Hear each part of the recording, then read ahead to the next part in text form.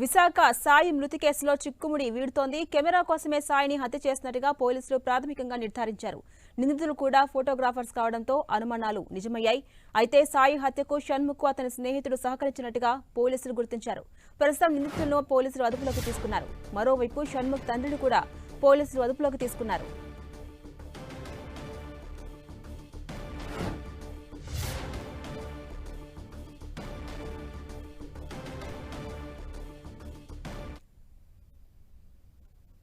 ఇక మరింత సమాచారం మా ప్రతినిధి సతీష్ అందిస్తారు. సతీష్, ఝాన్సీ, విశాఖ సాయికి సంబంధించిన హత్య కేసుకు సంబంధించి ఒక చిక్కుముడి అయితే వీడిందని చెప్పాలి. అయితే విశాఖపట్నం నుంచి కేవలం బిజినెస్ డెవలప్మెంట్ చేసుకుందాం, కలిసి వెడ్డింగ్ వీడియోస్ అయితే మాత్రం షూట్స్ అయితే చేసుకుందాం అని చెప్పి నమ్మబలికి షణ్ముఖ్ అనే యువకుడు అయితే మాత్రం రాజమండ్రి రమ్మన్నాడు. రాజమండ్రి రైల్వే స్టేషన్కి వచ్చిన తర్వాత కారులో షణ్ముఖ్ స్నేహితుడితో పాటు అతను వినోద్ అనే స్నేహితుడు ఇద్దరు కలిసి అయితే మాత్రం హత్య చేసిన ఘటన అయితే పోలీసులు అయితే ఛేదించారు. ప్రస్తుతానికి అయితే హత్య ఎక్కడైతే జరిగిందో ఆ జరిగిన ప్రాంతం దగ్గర అయితే మాత్రం ఉన్నాం. అంటే హత్య చేసిన తర్వాత కారులో ఇక్కడికైతే మాత్రం తీసుకొచ్చారు. ప్రస్తుతానికి అంటే ఈ గోదావరి నది పాయలో అంటే ఆలమూరు మండలం మూలస్థానం గ్రామానికి 3 కిలోమీటర్ల దూరంలో గోదావరి మధ్యలో ఇసుక తిన్నెల మధ్యలో ఆ మృతదేహాన్ని కూడా పూర్తి చేసిన పరిస్థితి అయితే మాత్రం నెలకొందని కూడా చెప్పొచ్చు. అయితే మనతో పాటు సాయికి సంబంధించిన తల్లిదండ్రులు కూడా ఉన్నారు. తల్లిని అడుగుదాం, అసలు ఏం జరిగింది, ఎలా జరిగిందని అడిగి తెలుసుకునే ప్రయత్నం చేద్దాం. అమ్మ చెప్పమ్మా, 26వ తారీఖున మీ దగ్గర నుంచి అయితే సాయి బయలుదేరారు. అంటే ఎలా బయలుదేరారు, మీతో ఏం చెప్పారు, ఏం మాట్లాడారు? 15 రోజులు ఈవెంట్ ఉందమ్మా, ఫోటోషూట్ ఈవెంట్ ఉంది, నేను అక్కడికి వెళ్తున్నానని చెప్పి బయలుదేరాడండి.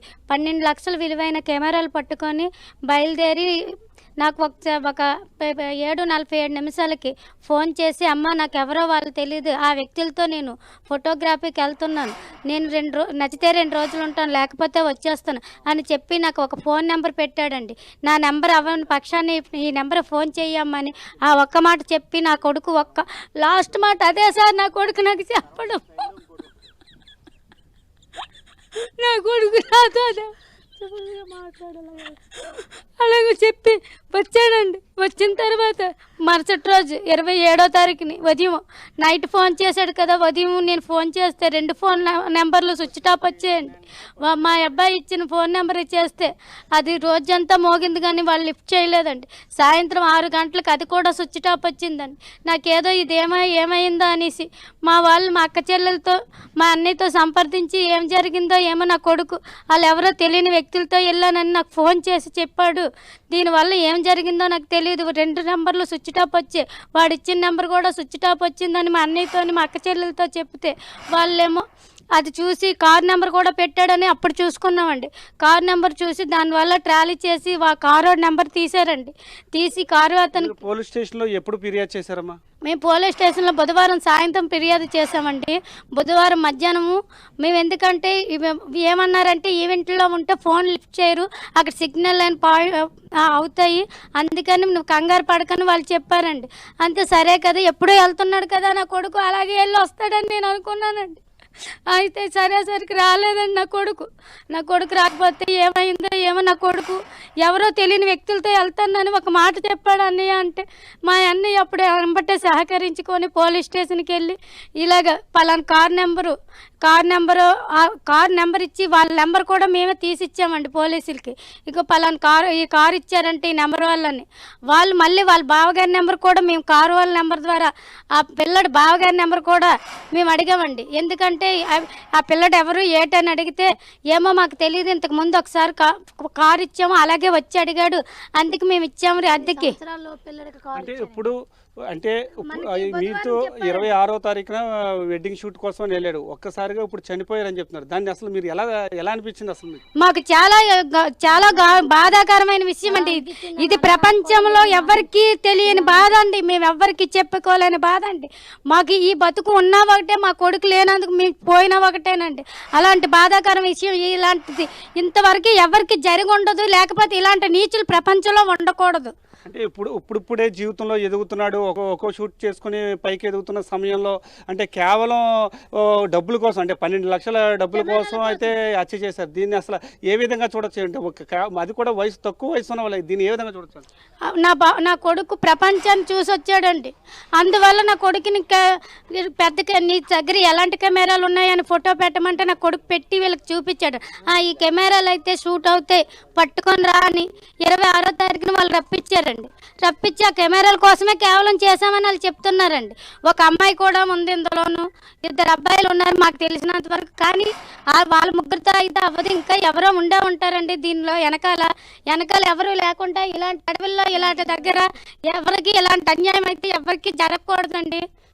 సాయిని మీరు ఎప్పుడు చూశారు లాస్ట్గా? అసలు సాయి ఎలా ఉండేవాడు? ఒక్కసారిగా చనిపోయాడు, ఎలా చనిపోయాడు అనే బాధ ఎలా అనిపిస్తుంది? అసలు ఇలా జరిగిందంటే అందరూ షాకింగ్లో ఉన్నామండి ప్రజెంట్. అసలు వాళ్ళకి కెమెరాలు అవి దొరికినాయి, ఇక్కడ ఉన్నారంటే ఎక్కడో దాచిపెట్టి ఉన్నారని అనుకున్నాం, కానీ ఇంత ఘోరంగా హత్య చేసి కప్పెడతారని ఎవరు ఊహించలేదు. అదేవిధంగా ఎలా అనుకున్నారమ్మా మీరు? అసలు ఇప్పటి వరకు మీతో పాటు తిరిగిన వ్యక్తి ఒక్కసారిగా చనిపోయాడు, డబ్బుల కోసం చనిపోయాడు, ఏమనుకుంటున్నారు? మా కొడుకు లేని బతుకు మాకు ఎందుకు అనుకుంటామండి. మా అబ్బాయే లేదు, మా ఎదిగిన అబ్బాయి, ఆ పిల్లడు వాడు పూచిరు వాడు ఎత్తుక్కున్నవాడు. అసలు ఎవరి దగ్గర, నా దగ్గర కూడా రూపాయి ఆశించకుండా వాడంతటి వాడు కెమెరాలు కొనుక్కొని వాడు పైకి ఎదుగుదలకు వచ్చాడండి. వాడిని ఎలా ట్రాప్ చేశారన్నది మాకైతే తెలియదు. సాయి తండ్రి శ్రీనివాస్ కూడా ఉన్నారు. అంటే శ్రీనివాస్ ఆటో నడుపుతూ అతి కష్టం మీద కుటుంబాన్ని అయితే గడుపుతున్నారు. మీ కుటుంబం గడపడానికైతే సాయి మీకు సపోర్ట్ చేస్తున్నారు. ఇలా ఎదుగొచ్చిన కొడుకు ఒక్కసారిగా చనిపోయాడంటే, ఎలా చనిపోయాడంటే మీరు అసలు ఏమనుకుంటున్నారు? మంచి వ్యక్తి అండి కుర్రాడు, చెరువు చదువుకున్నాడు.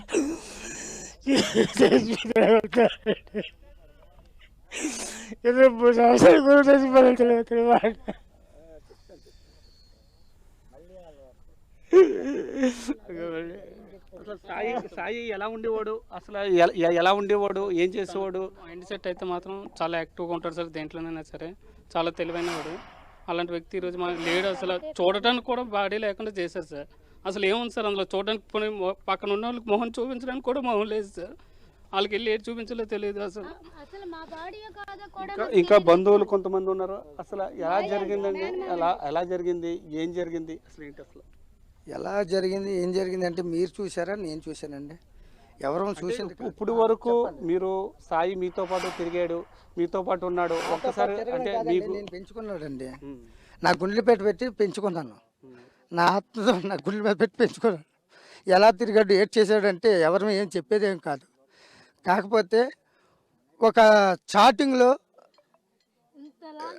ఇది మైండ్ అప్సెట్ ఇదయ్యి ఏదో వ్యాపారం కదా అని చెప్పేసి వాళ్ళు దీనిలో పడిపోయి వచ్చేసాడు. వాళ్ళు స్పాట్లో రాగానే వాళ్ళు చంపేశారు. వాళ్ళు ఇక్కడ నాకు అడగడం కాదండి, స్టేషన్ దగ్గరికి వెళ్ళి ఆ కుర్రోళ్ళు ఇద్దరిని అడగండి, వాళ్ళు మొత్తం డీటెయిల్స్ అన్నీ చెప్తారు. స్పాట్లో చంపేశారు. ఇప్పుడైతే వచ్చిన కుర్రోడు వాళ్ళ చేతికి వచ్చిన గంటలో చంపేశారు. చంపేసి రాజమండ్రి తర్వాత చంపేసి చంపేబెట్టి ఈరోజు కూడా మా బాడీ తీయలేదు.